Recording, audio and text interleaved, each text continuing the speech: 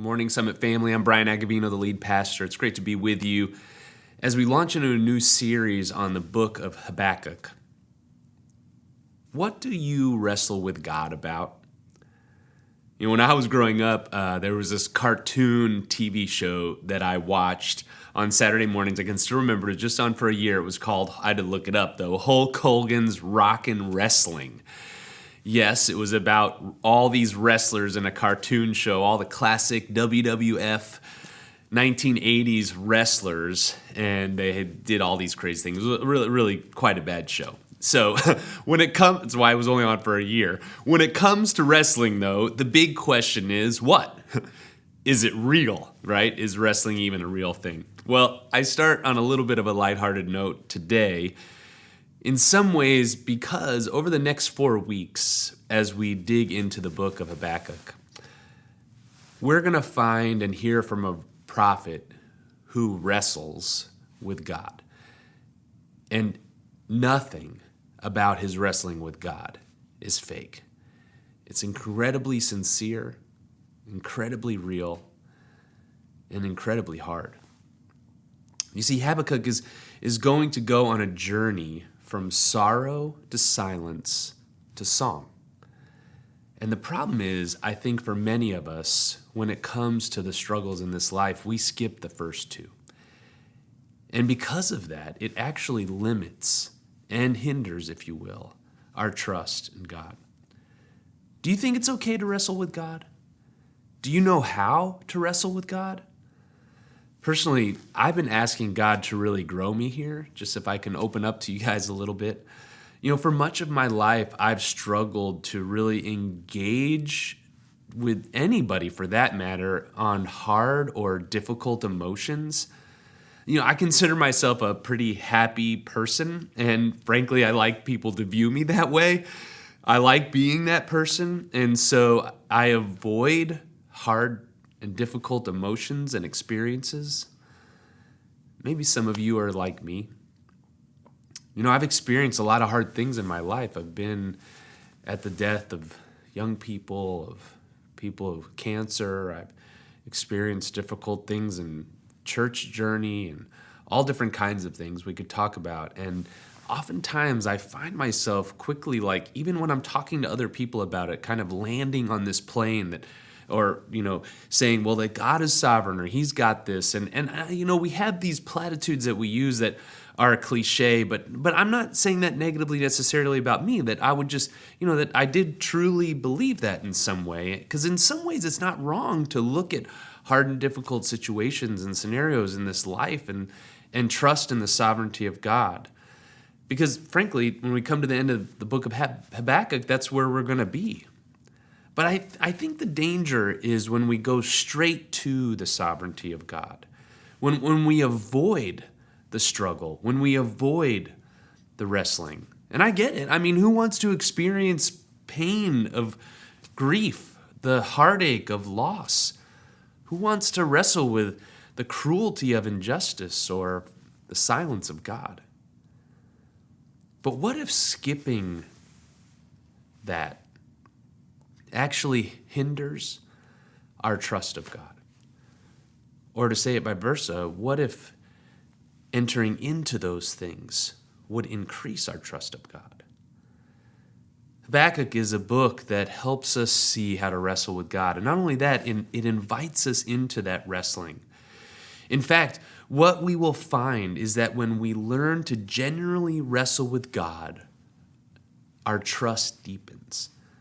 Let me say that again. When we learn to genuinely wrestle with God, our trust in him deepens. I heard someone say this week, you can be emotional without being spiritual, but you can't be spiritual without being emotional. Over the next weeks, we're going to wrestle with some hard things in the book of Habakkuk. Why does God allow injustice? Why does God allow suffering and violence? Where is God when we're struggling? How are we supposed to respond when things aren't going the way we want or expect? How can we come to God with our complaints? I ask you, what are you wrestling with today? in all sincerity, would you just ponder and think about what it is that really is that thing inside of you that you just kind of wish would go away but can't get rid of? Maybe you're wrestling with the brokenness of this world right now and the violence that it's existing and the fears that are being created about what's going on in Russia and Ukraine and all around the world. Maybe you're wondering about the absence of God, the apparent absence of God in that. Maybe it's a little more close to home. Maybe you're wrestling with a suffering you're facing because of the sin of somebody else. Are you wrestling with something that happened in your past that you were wrongly accused or mistreated or cheated? I want us to come to God this week. It's really my hope and prayer to bring our struggles and our complaints. And today, as we look at Habakkuk chapter 1, my proposition for us, church, is this, that genuine trust is displayed and develops in wrestling complaints. Genuine trust is displayed and develops in wrestling complaints. So what we're going to look at today as we look at Habakkuk chapter 1 is we're going to look at the path of the conversation and the anatomy of complaining. The path of the conversation and the anatomy of complaining. So let's dig into chapter 1 here, the path of the conversation. We'll see that really there are 3 parts to this chapter, and we'll see it continues on next week. But first we see Habakkuk's intense and aggressive complaining to God. In verses 2 through 4, Habakkuk starts by asking some really hard things about what's happening in Israel. So Israel at this point had been broken into 2 kingdoms. There was a northern kingdom and the southern kingdom was Judah. That's where Habakkuk is living and preaching, probably around 600 BC. And it's before the Babylonian captivity, which is actually what he's going to be talking about and prophesying about. And he is horrified with what is happening in Judah. And, he basically calls out here what's happening. He uses some hard words. He says there's destruction and violence, strife and contention. There's basically moral corruption inside and injustice inside Judah. And so in verse 4, he says, "So the law is paralyzed and justice never goes forth. For the wicked surround the righteous, so justice goes forth perverted." The law is paralyzed and not being obeyed. And he's looking at God's people and he just sees evil. And what Habakkuk's prayer is he's saying, God, where are you? What are you doing? I'm crying out to you and you're not responding. How in the world are you tolerating what's happening here?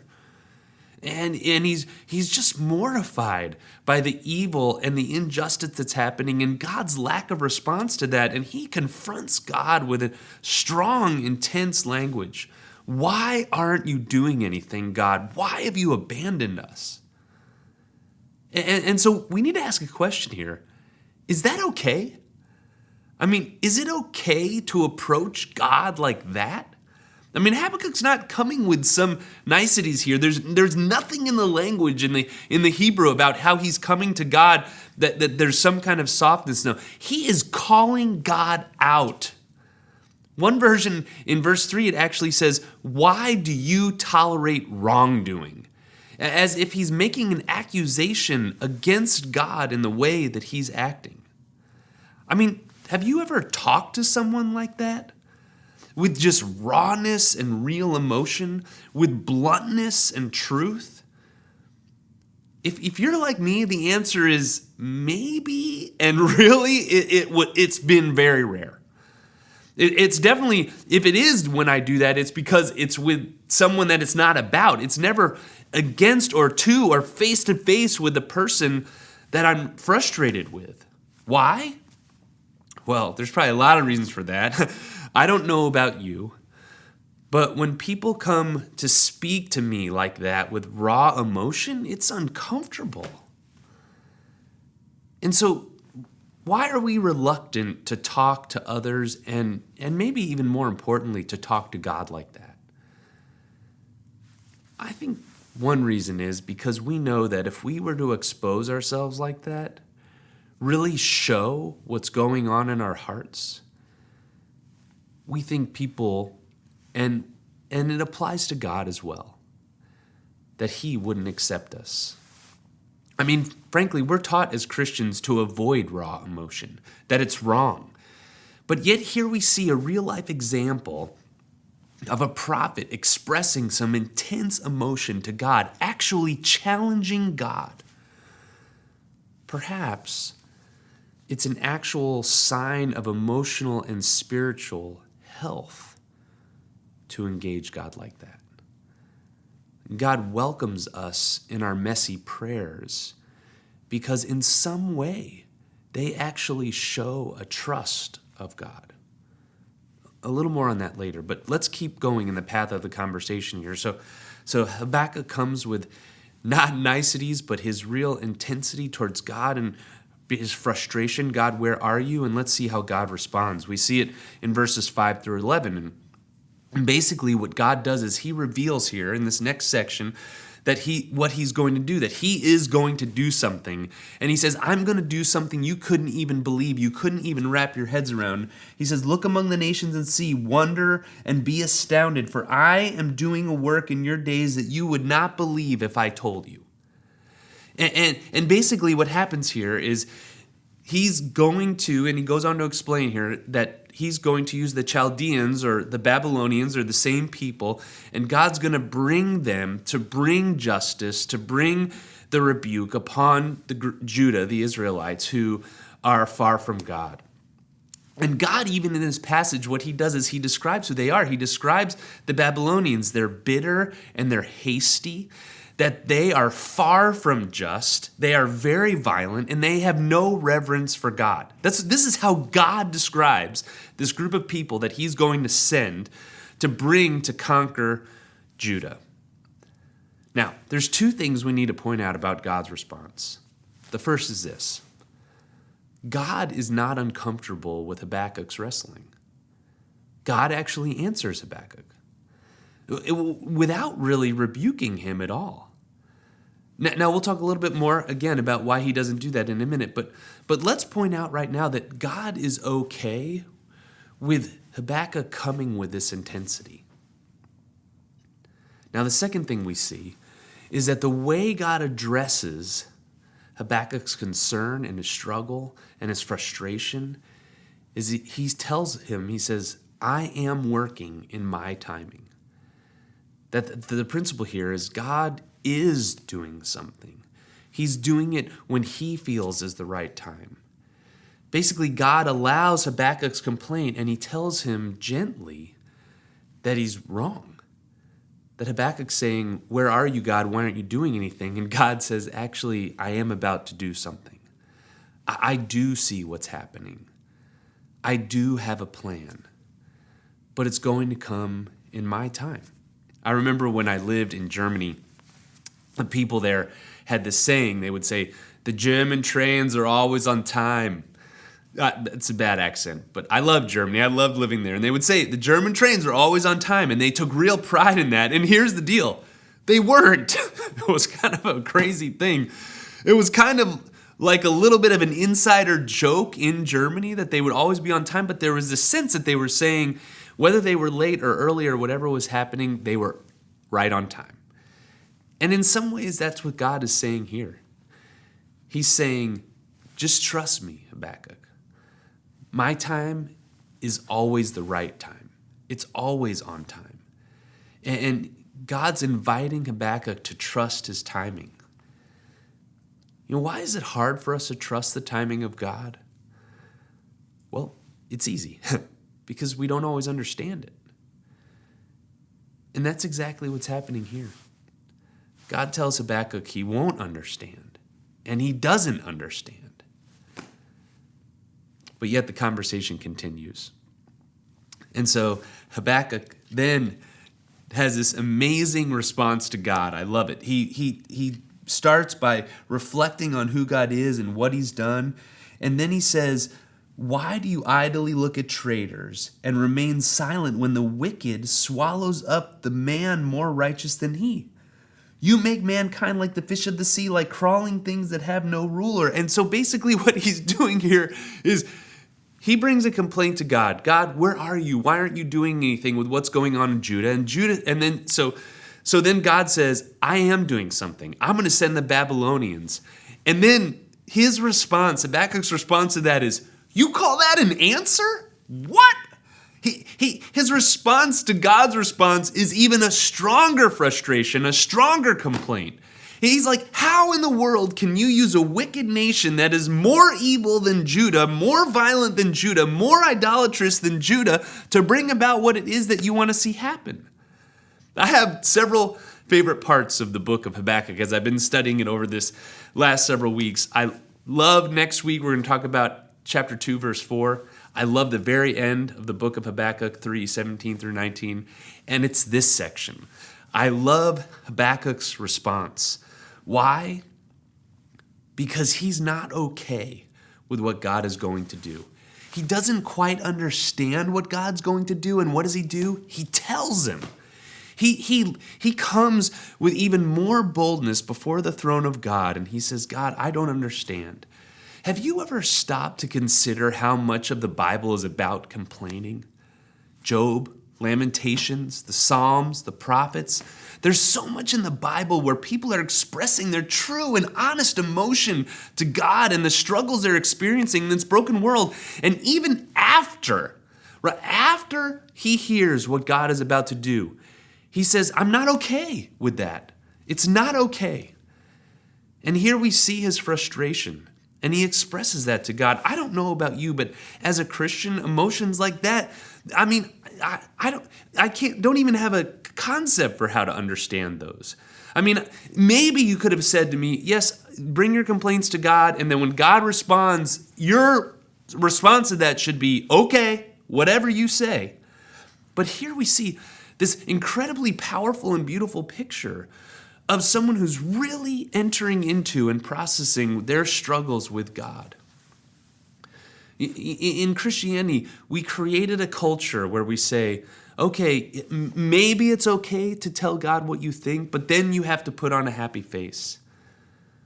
We might say it's okay to be real with God, but make sure you move on quickly.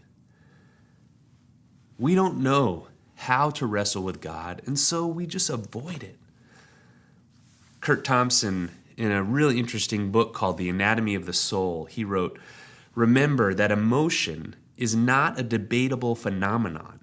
It is an authentic reflection of our subjective experience, one that is best served by attending to it. Hiding and running from our emotions doesn't help us draw nearer to God. It actually keeps us from drawing nearer to God. When we see our emotion and our struggle and our pain as dangerous and unreliable and uncontrollable, we won't attend to it. And what Kurt Thompson is saying is we have to attend to it. That's what God's calling us to. And later on, he actually says that when we do, that is when transformation actually will happen in our lives. Church, maybe one of the reasons that we struggle to experience change and growth is because we avoid processing and bringing our uncomfortable emotions to God. Perhaps our proposition this morning is true. Genuine trust in God is displayed and developed in our wrestling complaints. And we need to bring our complaints to grow our trust. Would you consider doing that this week?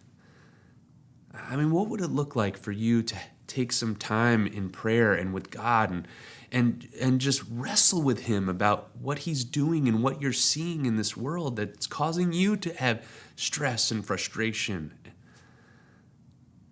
Well, what can we learn about how Habakkuk brings his complaint to God?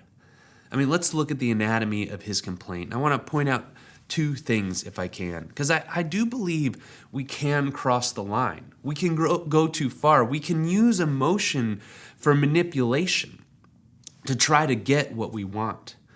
So what can we learn from how Habakkuk approaches God with his lament and with his pain? Well, the first thing is this.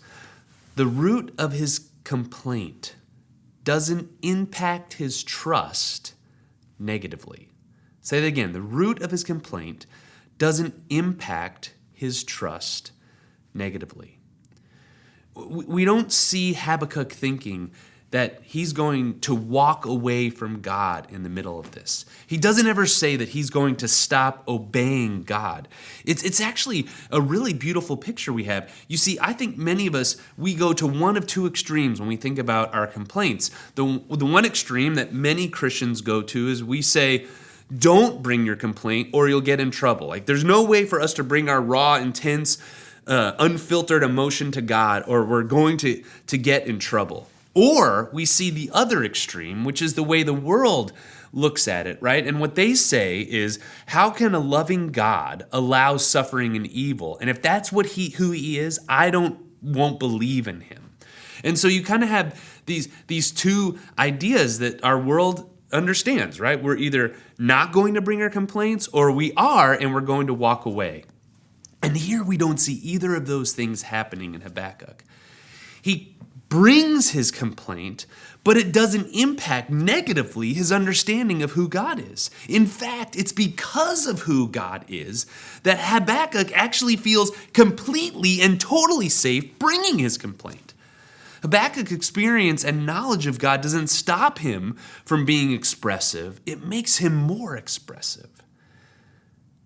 We see in verse 12 and 13, you see Habakkuk refer to God. He says, "Are you not from everlasting?" And he says, "O Lord, you have ordained them as judgment. You, O rock, have established them for reproof." And you see him calling out these specific concepts and understandings, his own experience of who God is, that he's everlasting, the Holy One, the Sovereign One, the rock.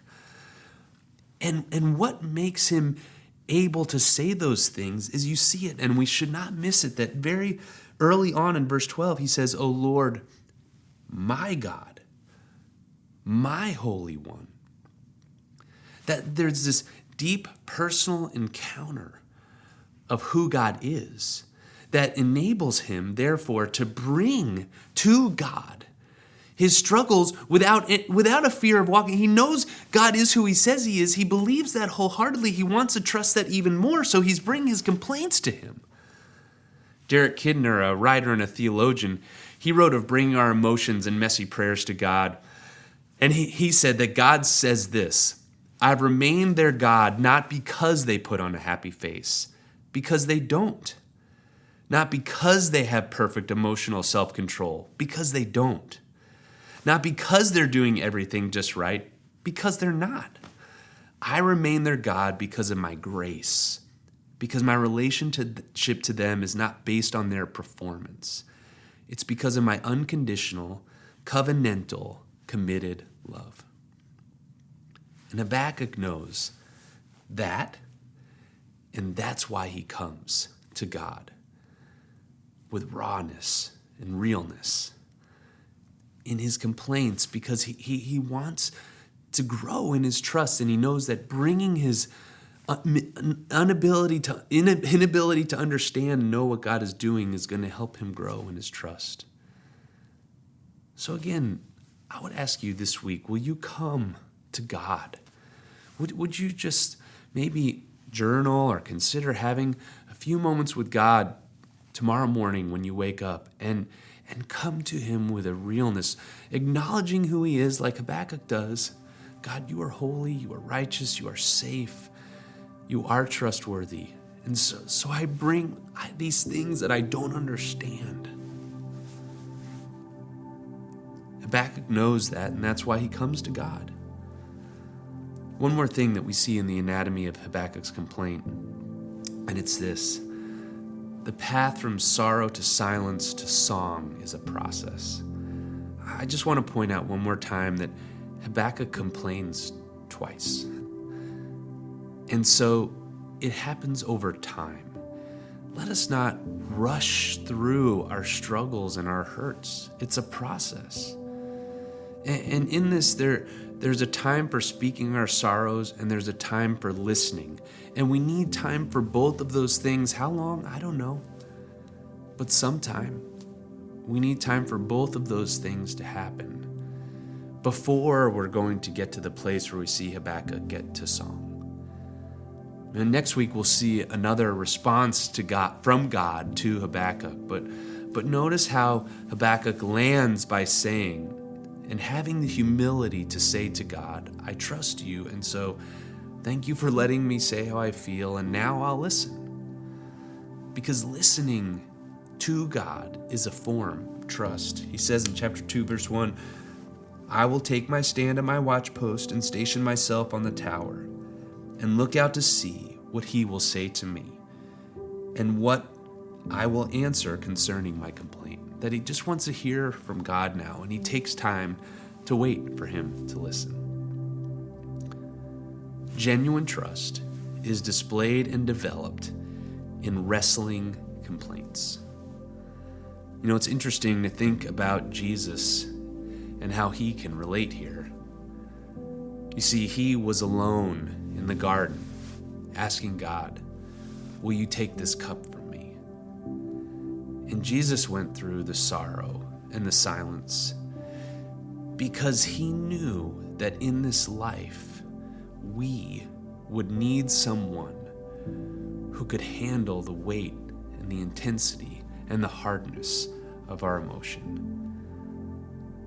So he went to the cross, so you and I could have no fear, be fully known, fully transparent, and be welcomed by God.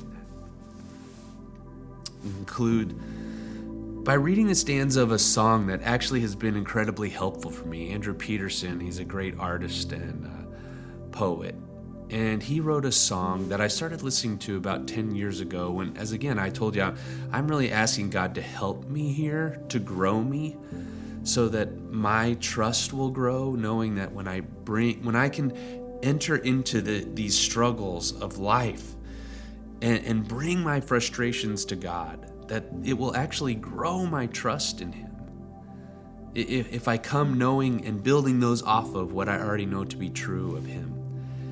And there was a song that a buddy of mine showed me called The Silence of God. And I want to end and conclude with the last two stanzas of that song. It says, there's a statue of Jesus on a monastery knoll in the hills of Kentucky, all quiet and cold. And he's kneeling in the garden, as silent as a stone. And his friends are sleeping, and he's weeping all alone. And the man of sorrows, he never forgot what sorrow is carried by the hearts that he bought.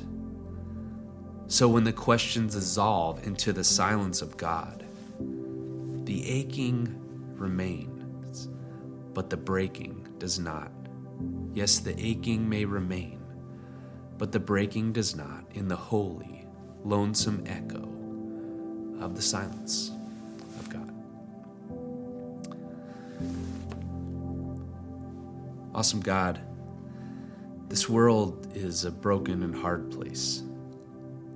Might we be a people who don't hide from that, but actually bring our pains and our heartaches to you. And as we do, may what happened to Habakkuk happen to us as well. And may our trust and experience of you deepen until you make all things right one day. Thank you for Jesus and his wrestling in the garden that allows us to wrestle in freedom with you. In Jesus' name we pray. Amen.